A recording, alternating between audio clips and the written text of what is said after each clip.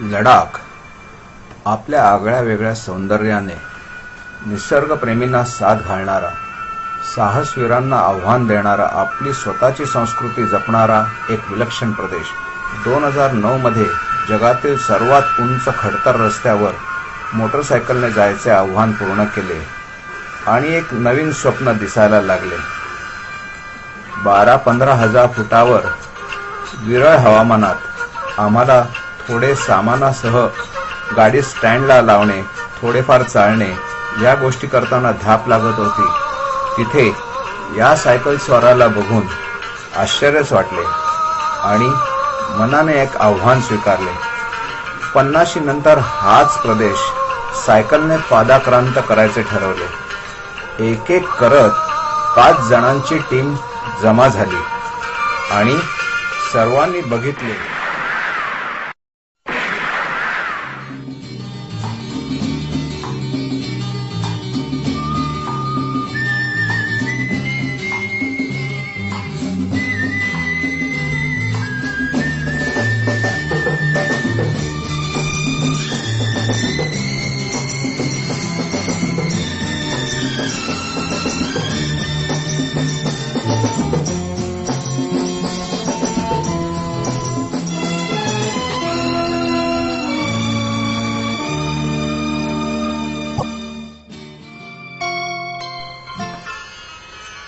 आमचा हा प्रवास आगळावेगळाच होता. सायकली बॉक्स पॅक करून लगेच डब्यातून नेणार होतो. जमलेल्या मित्रमंडळींचा निरोप घेऊन विवेक एक्सप्रेसने निघालो. सर्वजण खूप आनंदात होतो. गप्पा, गाणी, पत्ते खेळताना समजलेच नाही कधी आले लुधियाना. संध्याकाळी पोचल्यावर रात्री सुवर्ण मंदिर बघून आलो.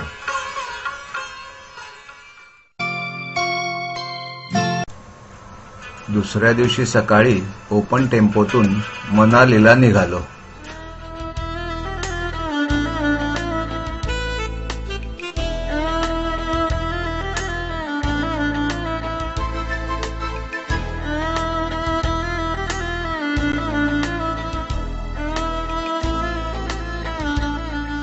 एवढ्या कडक तापमानातून रात्री मनालीला पोचलो तेव्हा टेम्परेचर होते 8. दिवसभर दमल्यामुळे सगळ्यांनी मस्त ताणून दिली.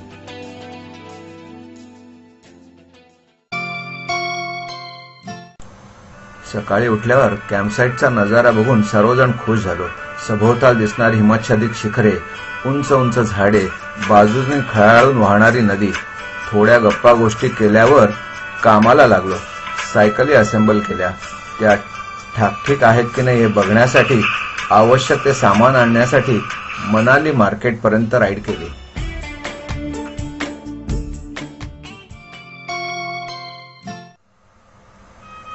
आता खरी आमच्या एक्सपिडिशनला सुरुवात झाली. सायकलिस्ट तयार, सपोर्ट टीम तयार. नागमोडी वळण घेत संपूर्ण चढत जाणारा रस्ता. आजूबाजूला गर्द झाडी. ती झाडी आम्हाला यापुढे लागणार नव्हती. साधारण 11,000 फुटावर ऑक्सिजन कमतरतेने झाडी उगवत नाहीत. पहिलाच दिवस असल्यामुळे फक्त 45 किलोमीटरवर मरीला थांबायचे ठरले.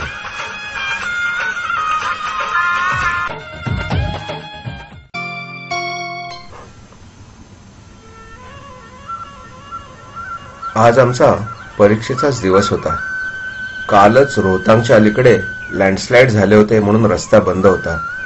रोहतांगच्या दिशेने दिसणारी गाड्यांची रांग व लँडस्लाइडमुळे आम्ही सायकलवीर सकाळी 5:30लाच निघालो. आता बर्फ आमच्या आजूबाजूला दिसत होता. तीव्र चढाचा खडबडीत रस्ता, पर्यटकांच्या गाड्यांचा ट्रॅफिक व लँडस्लाइडचा चिखल पार करता करता चांगलीच दमछाक झाली. पण रोहतांग जवळ आल्यामुळे मनात उत्साह होता आणि पहिला पास सर झाला.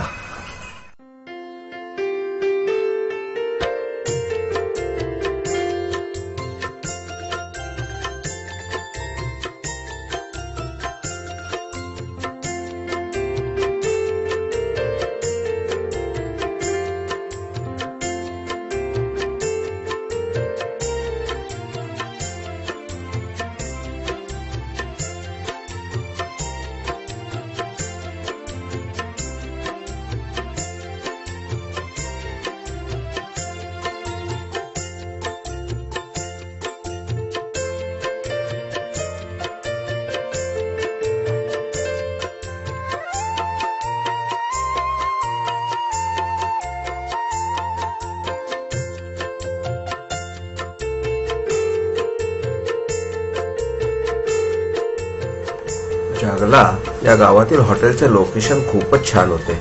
खाली दरी व समोर बर्फाच्छादित शिखरे. चिखलाने माखलेल्या सायकली साफ करून झाल्यानंतर रात्री जेवून चंद्रप्रकाशातील हिमशिखरे बघत झोपलो. सकाळी एकदम फ्रेश होतो. पाण्याच्या बाटल्या सॅक घेऊन तयार झालो होतो. सपोर्ट टीमने केलेला फोडणीच्या भाताचा नाश्ता रस्त्यात थांबून केला. आजचा रस्ता लाहोल व्हॅलीतून जाणारा होता. ओढे नाले लागतच होते. आमच्यासाठी सपोर्ट टीम मध्ये मध्ये थांबत होती. दोर्जे हा आता आमच्यातीलच एक झाला होता. रस्ता चांगला असला तरी समोरून हवा असल्याने प्रवास दमवणारा होता. पहाडी सौंदर्य न्याहाळत तांडी केलॉंग गावं पार केली. जिस्पाला एका छान हॉटेलला लंच करून दारच्याला पोहोचलो. आता पुढील 5 दिवस लोकवस्ती काही लागणार नव्हती. गारवा असला तरी उन्हाची प्रखरता जाणवतच होती. दीपक तालचे सौंदर्य काही खासच होते.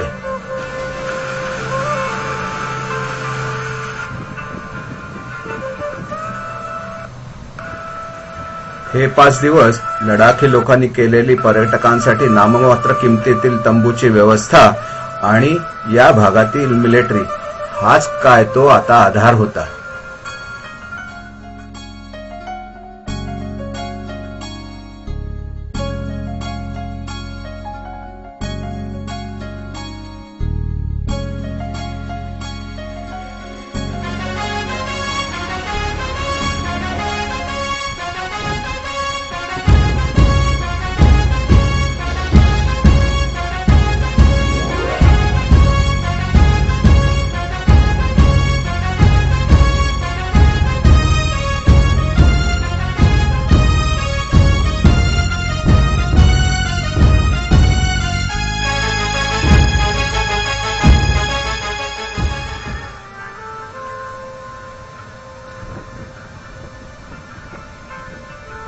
झिंग झिंग बार नाव नशील असलं तरी एक्सपिडिशन चालू असल्यामुळे काही कामाचं नव्हतं. कांदे बटाटा रस्सा व भात खाऊन या 5 स्टार मध्ये मस्तपैकी ताणून दिली.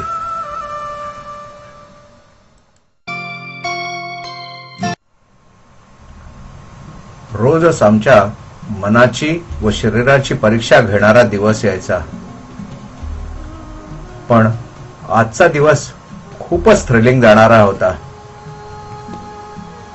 सूरज ताल दिसणार होता.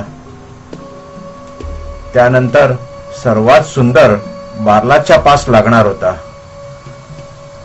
हे निसर्गाचे सुंदर पण रौद्र रूप बघून आपण या पुढे किती क्षुद्र आहोत याची जाणीव करून देणारा होता. याचा मूड बदलला तर आमची काय अवस्था होईल याची भीती दाखवणाराही होता.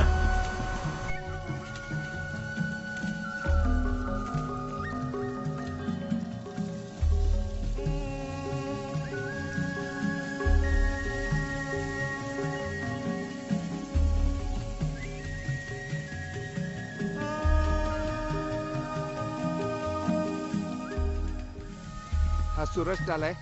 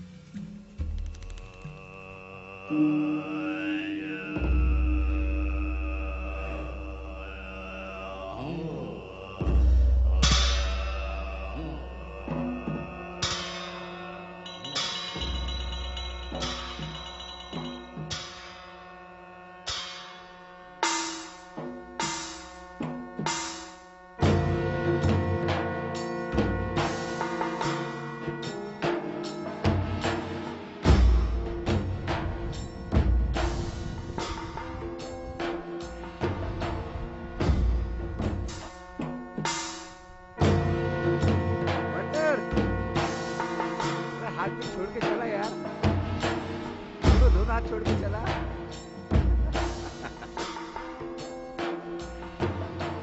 अरे अरे अरे,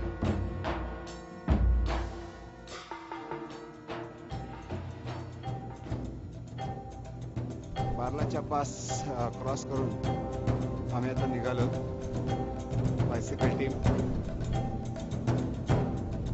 काँग्रेस सगळ्यांना.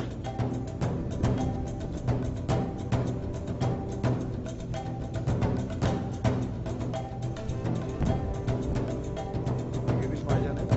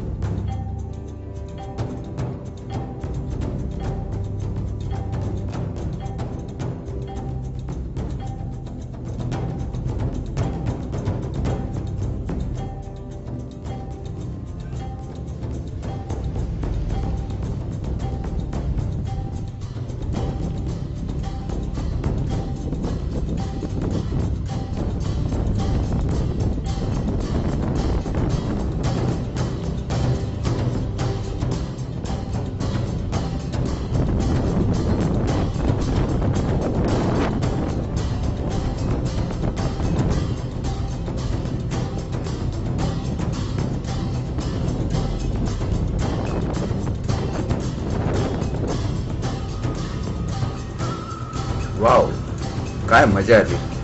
दिवसभर दमछाक झाली असली तरी सर्वांचा उत्साह कायम होता. प्रत्येक जण जमेल ते काम करत होता.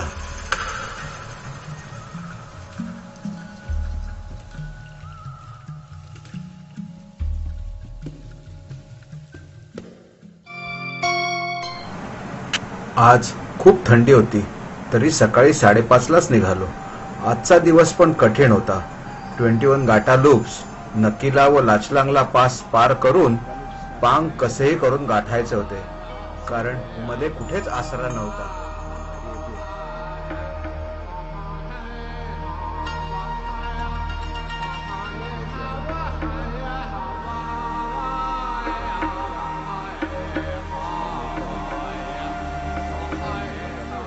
या गाटा लूप्सचं वैशिष्ट्य म्हणजे 21 हेअरपिन बेंड्स आहेत.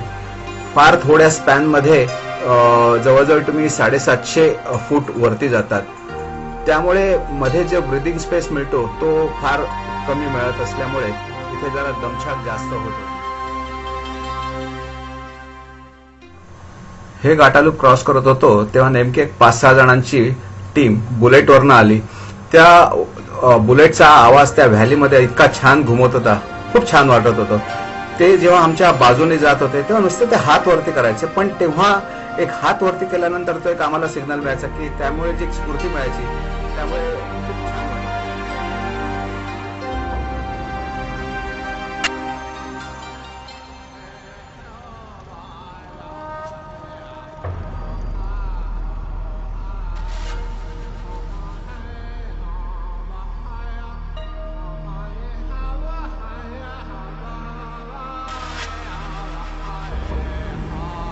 चांगलीच दमछाक झाली. तरी 21 गाटालोप क्रॉस करण्याचा आनंद काही वेगळाच होता. वाळूशिल्प बघत बघत आमच्या टीमने नकीला पार पास केला. त्याच्या पुढे लागला आम्हाला भिस्की नाला. पण तिथे सुद्धा नावाप्रमाणे काही उपयोगाचा नव्हता. त्यानंतर लागला लाचरंगला पास. तोही पार करून आमची टीम पांगला पोहोचली.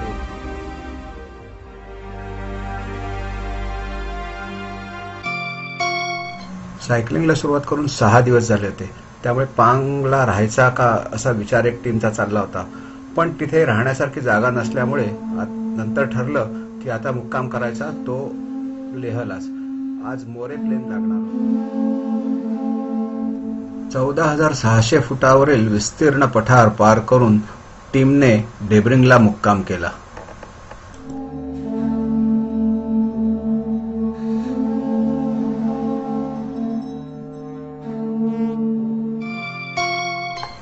यापुढे आज पण खडतर रस्ता होता हे काही सांगणार नाही, कारण खडतर होता म्हणूनच आमची टीम इथे आली. आज आम्हाला सेकंड हायेस्ट पास टांगलांगला हा पार करायचा होता आणि टीमने आमच्या हा म्हणता तो पण पार केला. डेब्रिंग ते तांगलांगला जवळजवळ 2,500चा चढ होता आणि तांगलांगला ते उपशी हा 6,000चा उतार होता. मध्ये रुमसे या भागातले डोंगरांचे रंग आणि आकार हे फारच सुंदर होते.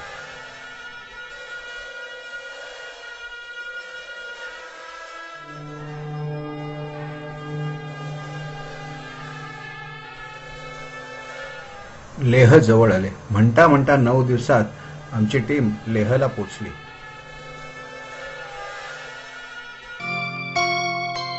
खारदुंगलासाठी लागणारे परमिट काढले आणि दिवसभर आराम केला. इतके वर्ष ज्याच्यासाठी अट्टाहास केला तो परीक्षेचा दिवस आला. सकाळी 5:30 वाजता लेह सोडले. मध्ये लोक गाड्यातनं उतरून आमचं अभिनंदन करत होते. आज 6,830 फूट साधारण 40 किलोमीटर मध्ये चढायचे होते. 3,700 फूट चढून साऊथ पुलू लागले. साऊथ पुलूच्या पुढचा रस्ता फारच खराब होता.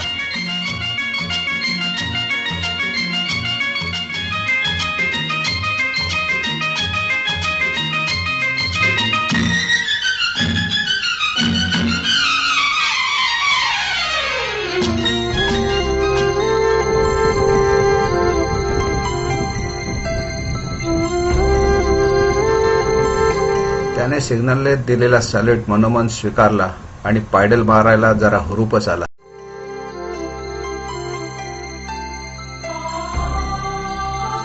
16,000वर सायकल चालवण्यासाठी ऑक्सिजनची कमतरता जरा आता जाणवायला लागली होती. श्वास घ्यायला थांबल्यानंतर 5 मिनिटात बॉडी एवढी थंड पडत होती की नंतरची पायडल मारताना खूप त्रास होत होता.